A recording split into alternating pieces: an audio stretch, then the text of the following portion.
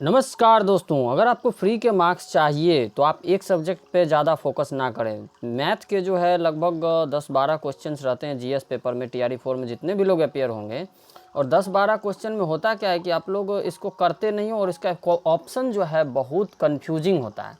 आप लगाएंगे तो अभी पता चल जाएगा। मैं देखिए ये टीआरई 2 का क्वेश्चन पेपर लेकर आया हूँ। जीएस पेपर का जो मैथ होता है उसको मैं बताऊँगा आप सभी को। अभी होता क्या है कि आप सारे सब्जेक्ट पे बराबर ध्यान दीजिए। मेरे चैनल पे सारे सब्जेक्ट के वीडियो आपको मिल जाएंगे।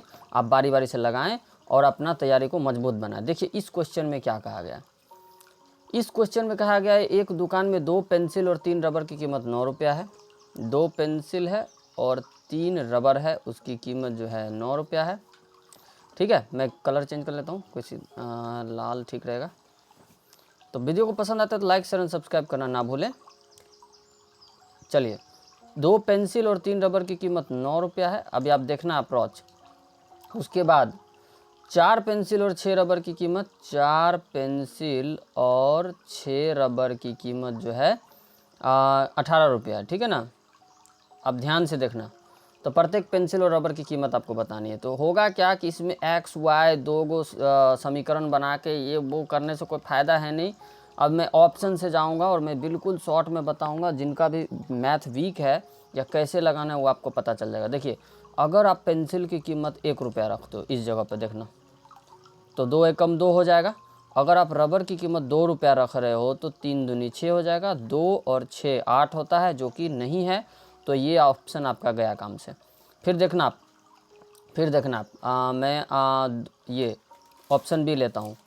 पेंसिल की कीमत 2 रुपया अगर आपने ले लिया तो 2 रुपया ले लिया तो क्या हो गया, 2 गुना 2 कर दोगे आप। फिर रबर की कीमत आपने 1 रुपया लिया है तो 3 गुना 1 करोगे, 4 और 3 7 हो जाएगा, जो कि यहाँ 9 है तो इनकरेक्ट हो गया। ये भी ऑप्शन गया काम से। और आप देखना बीपीएससी ऑप्शन से कितना खेलता है। आपको पहली दफ़ा लगेगा क्या कि कोई हो सकता है, बट है क्या इसमें, तीनों में से कोई नहीं है। देखना, प्रत्येक पेंसिल की कीमत 3 और रबर की कीमत 2। अब ये इस इक्वेशन को उठा के मैं यहाँ कर देता हूँ, या फिर दूसरा इक्वेशन से भी आप निकाल सकते हो। पेंसिल की कीमत में ले लेता हूँ 3 रुपया, है ना, और रबर की कीमत में ले लेता हूँ, 3 रबर था ना, तो रबर की कीमत ले लेता हूँ मैं 2 रुपया। अब ये बड़ा, ये 9 के बराबर है या नहीं है, 3 दूनी 6 और 3 दूनी 6 12 के बराबर है, तो ये भी गया काम से। इसका जो करेक्ट आंसर हो जाएगा उपयुक्त में से कोई नहीं। देखा बीपीएससी कैसे ऑप्शन से खेलता है, देखा ना आपने। चलिए नेक्स्ट क्वेश्चन पे मैं चलता हूँ। तो उपयुक्त में से कोई नहीं, इसका करेक्ट आंसर हो जाएगा। 32 नंबर जो हमारा क्वेश्चन है, ये जीएस पेपर का मैथ है दोस्तों। एकदम आप लोग लगा के बताइए कितना कितना आ रहा है, क्या नहीं आ रहा है। ठीक है ना। सारे सब्जेक्ट पर कमांड करने की आवश्यकता है अगर आपको रिजल्ट बनाना है तो। वैसे भी बहुत सारे लोग टीआरई 4 में अप्लाई करेंगे। 4 बहनों की औसत आयु 7 वर्ष है। मैं किसी भी फॉर्मूला को फॉलो नहीं करूँगा, जहाँ ज़रूरी पड़ेगा वहीं मैं बताऊँगा फॉर्मूला। 4 बहनों की औसत आयु जो है 7 वर्ष है। यहाँ मैं औसत लिख देता हूँ। ठीक है, ठीक है ना। तो वो 4 बहनों का योग क्या हो जाएगा, आयु का योग क्या हो जाएगा। देखिए, औसत से योग करने के लिए आपको क्या करना पड़ता है, गुना करना पड़ता है। तो योग हो जाएगा 28 वर्ष। क्या हो जाएगा, योग 28 वर्ष हो जाएगा ना। चलिए, अब देखिए, यदि हम इसमें माँ की आयु जोड़ दें तो औसत आयु 6 वर्ष बढ़ जाती है। माँ की आयु जोड़ने का मतलब है अब आप 5 मेंबर हो गए ना, पहले 4 थे तो अब 5 हो गए। औसत आयु कितनी हो जाती है, 6 वर्ष बढ़ जाती है। औसत आयु 6 वर्ष बढ़ जाती है, मतलब औसत आयु 7 वर्ष था तो अब हो जाएगा औसत आयु 7 और 6 13 वर्ष हो जाएगा। तो अब इसका योग, आयु का योग ज्ञात करोगे तो 13 पचे 65 साल हो जाएगा। ठीक है। अब आप कहोगे सर कि पहले 28 था अभी 65 साल हो गया, तो कितना उसकी माँ की उम्र होगी। जाहिर सी बात है, जितना इंक्रीमेंट हुआ उतना ही माँ की उम्र होगी। तो 65 में से आप 28 को माइनस कर लो। इससे भी फास्ट आप कर सकते हो, क्योंकि मैं बहुत सारे लोग वीक होते हैं तो उनको समझाने के 5 में से 2 गया 3, 37 वर्ष इसका करेक्ट आंसर हो जाएगा। अब करेंगे क्या, कुछ लोग खुद बनाएंगे, बड़े बड़े टीचर्स होते हैं ऐसे, खुद बनाएंगे, खुद समझेंगे और 10 बार ऐड करेंगे, उसके बाद कहेंगे कि भाई ये हो गया वो हो गया। ठीक है। 33 नंबर क्वेश्चन को देखिए आप लोग।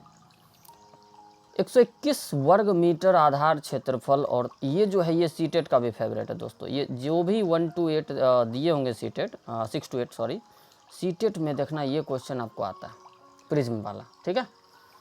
121 वर्ग मीटर आधार क्षेत्रफल और 23 मीटर ऊंचाई वाले लंब प्रिज्म का आयतन क्या होगा। अब आप देखिए इसमें भी मैं फॉर्मूला नहीं यूज़ करूँगा। देखना अब प्रिज्म में होता कैसा लंब प्रिज्म, ये देखो ऐसा कुछ होता है एकदम फॉर्मूला। मैं ये नहीं करूँ फॉर्मूला यूज ही ना करें, लेकिन जहाँ ज़रूरी है वहाँ करिएगा, ठीक है। अब इस टाइप से देखिए, इस टाइप से देखिए, ये कोई लंब प्रिज्म मैंने बना लिया। क्यों बना रहा हूँ उसका रीज़न मैं अभी आपको बता देता हूँ, ठीक है ना। इसको इसको इसको इसको इससे कनेक्ट कर दिया, तो अब ये क्या हो गया, थोड़ा सिलेंड्रिकल टाइप में हो गया, लेकिन लंब प्रिज्म है। तो इसका आयतन क्या रहा होगा, आयतन जो है आधार का क्षेत्रफल, आधार का क्षेत्रफल जितना होगा उसको ऊंचाई से अगर आप मल्टीप्लाई कर दोगे वही ना आयतन हुआ। कॉमन सेंस लगाइए ना, आधार का क्षेत्रफल ऊंचाई हो गया, टोटल उतना ही हटेगा उसमें। तो आयतन क्या हो जाएगा, आप याद रखना है तो रख सकते हो। आयतन जो होगा वो होगा आधार का क्षेत्रफल गुना ऊंचाई होगा, ठीक है, ठीक है ना। वॉल्यूम, वॉल्यूम क्या हो जाएगा, आधार का क्षेत्रफल गुना ऊंचाई। आधार का क्षेत्रफल कितना है, 121 वर्ग मीटर है। ऊंचाई कितना है, 23 मीटर, ठीक है। एक सेकेंड, 121 वर्ग मीटर बोला ना, तो मीटर स्क्वायर कर दो आप इसको, और ऊंचाई हो जाएगा 23 मीटर। और जब आप इसको मल्टीप्लाई कर दोगे 121 को 23 से, तो 2783 कहाँ दिख रहा है, 2783, ये मीटर स्क्वायर था, ये मीटर था, तो मीटर क्यूब आ जाएगा। इससे रिलेटेड भी कन्फ्यूजन होता है। तो चलिए नेक्स्ट क्वेश्चन पे चलता हूँ। 34 नंबर देखिए। अब ये क्वेश्चन बेहद ईजी, और ये सेम क्वेश्चन रेलवे एनटीपीसी में भी पूछा गया था। सेम क्वेश्चन, 1 से 50 के बीच कितनी अभाज्य संख्या है। तो इसमें भी आपको कुछ याद नहीं रखना है, ठीक है। इसे याद लोग रख लेते हैं, 1 से 50 के बीच इतनी अभाज्य संख्या होती है, फिर 50 से 100 के बीच इतनी होती है, लेकिन आप मत याद रखो, आप सीधा देख लो। 2 3, एकदम मैं पूरा बता देता हूँ ताकि आपको अब नेक्स्ट बार कन्फ्यूजन हो। 2 3 5 7 11 13, फिर 17 19, एकदम काउंट कर लेना आप लोग। 23 20 21 22 23 24 तो होगा नहीं, 25 भी नहीं होगा, 26 27 28 29 होगा डायरेक्ट, 30 31 हो जाएगा, 32 33 34 35 36 37 हो जाएगा, 38 39 40 41 हो जाएगा, 42 43 44 45 46 47 हो जाएगा, ठीक है। 49 तो होगा नहीं। देखिए कितना है, 1 2 3 4 5 6 7 8 9 10 11 12 13 14 15, 15 अभाज्य संख्याएं हम लोग को मिल गई है। चलिए नेक्स्ट क्वेश्चन चलता हूँ। 35 नंबर, ये देखिए मैथ का क्वेश्चन, ये भी इंग्लिश में है, मैं हिंदी में लेकर आता हूँ, ठीक है ना। मैं बिना किसी ऐड के, बिना प्रचार प्रसार के, मैं केवल काम की बात करूँगा, और आपको TRE 1 2 3 तीनों के क्वेश्चन पेपर को लगा के जाना है, चाहे जो हो जाए। उसके बाद आप कोर्स परचेज करो, NCERT पढ़ो, जहाँ पढ़ना है पढ़ो, बट प्रीवियस ईयर क्वेश्चन लगा के जाओ। अब इसमें देखिए बहुत सारे लोग फिर कंफ्यूज हो जाएंगे। जी नहीं, कोई कन्फ्यूजन की बात नहीं है। ये जो है ये इसका तो स्क्वायर रूट निकालने आता है आपको। ये क्लास 8 का NCERT से लिया, क्लास 8 से लिया गया, ठीक है। इस मैथ को, ये टॉपिक है। ये जो है ये 35 का स्क्वायर होता है, स्क्वायर रूट 35 का होता है, और ये जो है 53 129 73 का होता है, ठीक है। अब आप कहोगे सर ये जीरो का क्या करें, देखना जीरो का मैं फैंटास्टिक ट्रिक बोलता हूँ आपको। देखना पॉइंट के बाद कितना डिजिट है, 2 2 4 2 6 2 8 डिजिट है ना। तो जब आप इसको अंडर रूट से निकालोगे तो पॉइंट के बाद 4 डिजिट रहना चाहिए, ठीक है। 0.1020, ठीक है। फिर 0. इसमें कितना है, इसकी में देख लेना, 2 2 4 2 6 2 8, चलिए 8 ही है। तो इसमें भी पॉइंट के बाद हमको बाहर निकलेगा तो 4 डिजिट होना पड़ेगा, ठीक है। फिर कहोगे अरे भाई ये तो ऑप्शन मिला नहीं। अब देखना इसको कैसे मिलता है। इसको उड़ाओगे अगर, तो नीचे 1 पे 4 जीरो लगा सकते हो आप। फिर इसको उड़ाओगे तो नीचे भी 1 पे 4 जीरो लगा सकते हो, लेकिन उसको क्या कर देते हैं हम लोग, सबसे ऊपर कर देते हैं। हालांकि वो नहीं भी करके आप लोग निकाल सकते थे, ठीक है। ऐसे ये गया तो 0 0 तो शुरू में कोई मतलब होता नहीं, 35/73 इसका करेक्ट आंसर हो जाएगा। मैं इसलिए कि धीरे धीरे बता रहा हूँ क्योंकि इस ऑप्शन बड़ा कन्फ्यूजिंग होता है, ठीक है। सारे टाइप के स्टूडेंट होते हैं, इसलिए धीरे धीरे बताना उचित रहेगा। 36 नंबर जो है दोस्तों, ये देखिए। अब ये देखिए, प्रैक्टिस अगर आपका नहीं है तो फिर मुश्किल है, फिर है ना।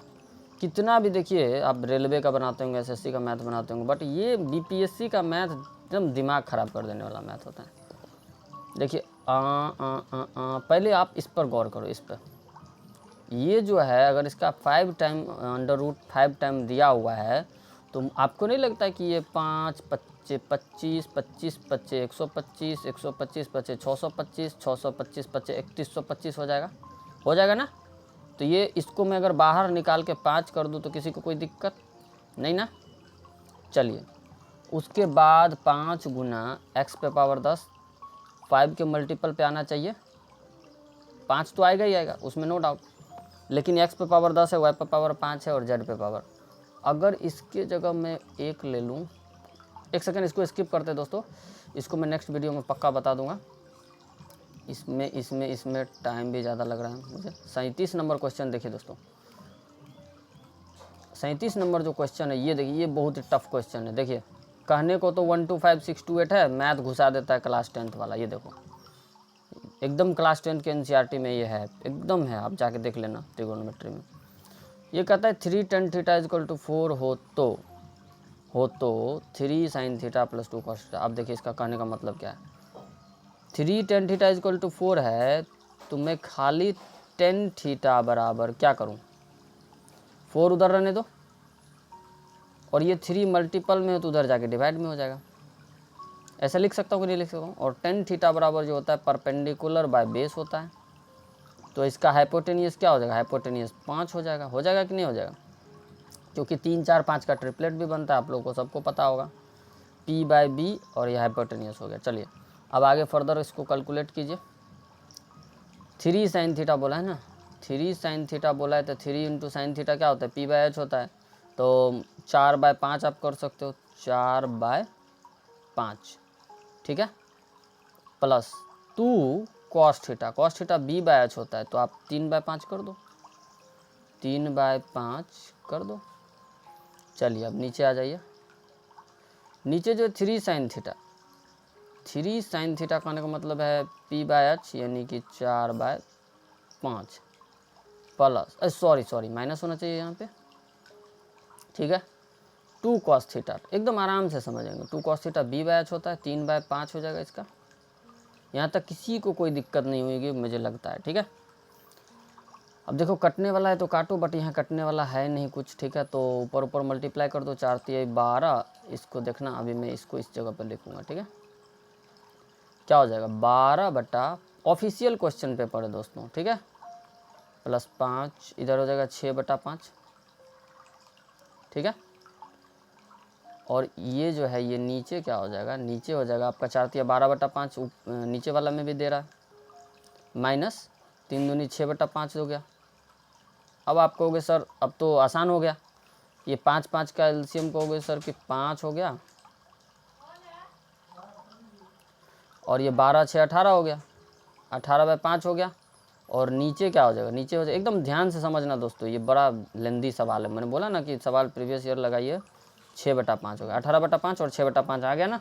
अब देखना मैं 18/5 इसको क्या कर दो, नीचे वाले फ्रैक्शन को 6/5 जो है इसको आप ऊपर ले जाओगे तो 5/6 लिखोगे कि नहीं लिखोगे, बताइए 5/6 लिखोगे कि नहीं लिखोगे।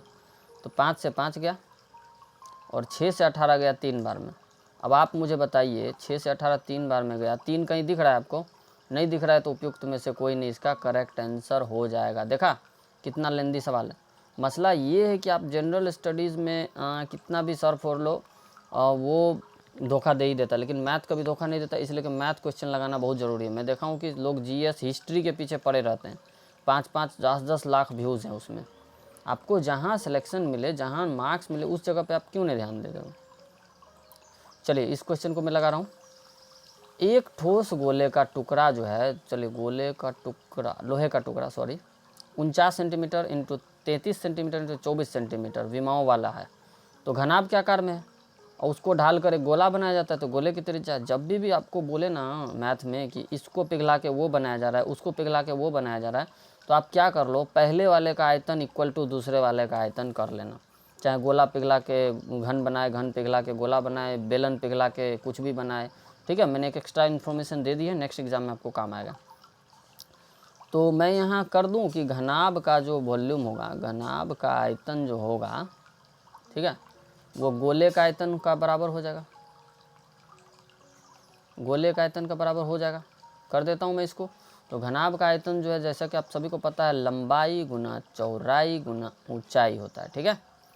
लंबाई गुना चौड़ाई गुना ऊंचाई होता है। तो 49 सेंटीमीटर, सारे सेंटीमीटर में इंग्लिश में लिख देता हूँ, 49 सेंटीमीटर इंटू 33 सेंटीमीटर, ठीक है, into 49 centimetre into 33 centimetre into क्या कर दूँ, 1 सेकंड सॉरी फॉर दोस्तों, यहाँ से मैं अगर शुरू कर दूंगा इसको तो बढ़िया रहेगा, ठीक है। आप पता है ना कि मैं इसका आयतन उसके आयतन के बराबर होगा, पिघला के बनाया जा रहा है। तो 49 सेंटीमीटर रहने देना, 33 सेंटीमीटर इंटू 24 सेंटीमीटर, घनाभ का आयतन चूँकि लंबाई गुना चौड़ाई गुना ऊंचाई होता है, और इसको पिघला के क्या बनाया जा रहा है, क्या बनाया जा रहा है, ठोस गोला बनाया जा रहा है। तो गोले का आयतन होता है 4/3 पाई, पाई का वैल्यू लिख दो 22/7 RQ का होने का मतलब R इंटू R, यही ना, ऐसा कर दिया मैंने, सुविधा होगा। अब आप देखिए दोस्तों ये कैसे कैसे कट सकता है, तो इसको काट के ख़त्म कीजिए। देखिए 11 दूनी 22, 11 तिया 33, कट गया। अब आप देखिए 2 से 4 जाएगा, 4 6 24 होता है, 2 से फिर ये 6 जाएगा 3, चलिए हो गया।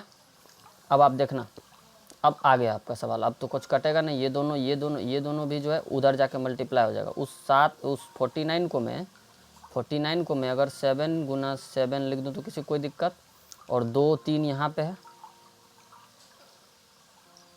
और ये दोनों भाई भी उठ के उधर चले जाएंगे बराबर के उस साइड, इधर रह जाएंगे 3R। एकदम देखना बिल्कुल बच्चे की तरह मैं बता रहा हूँ, इधर एक 3 में मल्टीप्लाई कर देता हूँ और ये 7 को मैं उधर मल्टीप्लाई कर देता हूँ।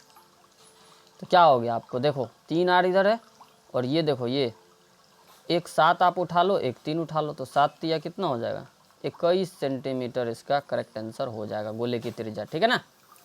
देखो 3 7 में से क्या, देखो 3 टाइम ये है 3 टाइम ये है, और रेडियस क्या हो जाएगा 7 तिया 21, 21 इंटू 21 भी बोल सकते हो उसको। एक स्टेप मैं और बढ़ा देता हूँ, 7 तिया 21 इंटू, फिर से देखिए 7 तिया 21, फिर देखिए 7 तिया 21, और उधर जो है R इंटू R है। तो आप क्या बोलोगे कि 21 सेंटीमीटर बोलोगे कि नहीं बोलोगे। चलिए नेक्स्ट क्वेश्चन पे चलता हूँ मैं, अगर नेक्स्ट कोई है तो। एक क्वेश्चन जो है दोस्तों, अब साइंस वाले क्वेश्चन है, तो वीडियो को पसंद आते हो तो अपने दोस्तों में ज़्यादा से ज़्यादा शेयर करें, और मैं सारे सब्जेक्ट के कराऊंगा बिना किसी प्रचार के, बिना किसी ऐड के।